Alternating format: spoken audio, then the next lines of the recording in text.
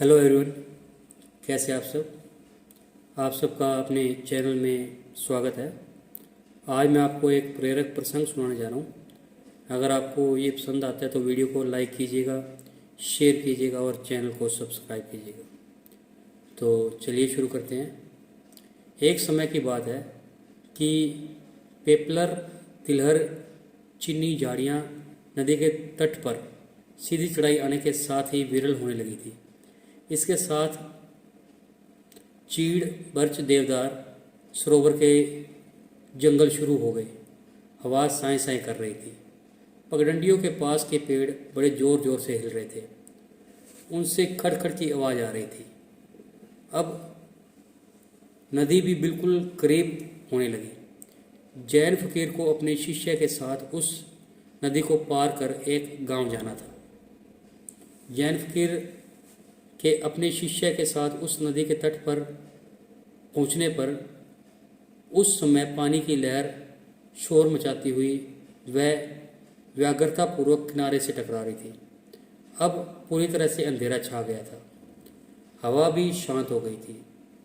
बादल गायब हो गए थे और आकाश साफ हो गया था। तारे ठंडी ठंडी सांसें ले रहे थे। सर्दी का मौसम अब आने ही वाला था।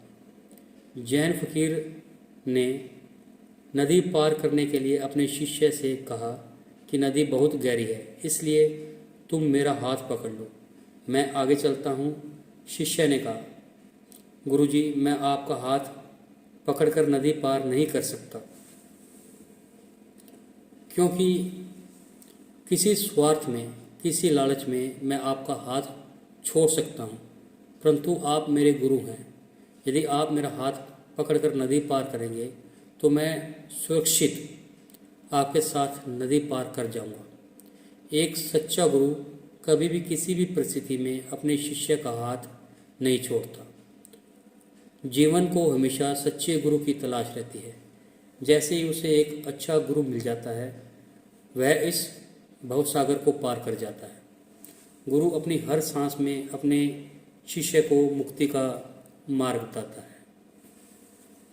तो आपको ये प्रेरक प्रसंग कैसा लगा? अगर पसंद आया है तो वीडियो को लाइक कीजिए, शेयर कीजिए और चैनल को सब्सक्राइब कीजिए। और हमारे इस चैनल पर और भी बहुत सी प्रेरक कथाएं भी हैं, प्रसंग भी हैं। इसके अलावा कुछ महान व्यक्तियों की जीवनियाँ दी गई हैं जिन्हें आप सुन सकते हैं। और बेल वाला बटन दबा दें ताकि हम ऐसी कोई वीडियो डालें तो उसकी नोटिफिकेशन आपको मिल जाए। Thank you.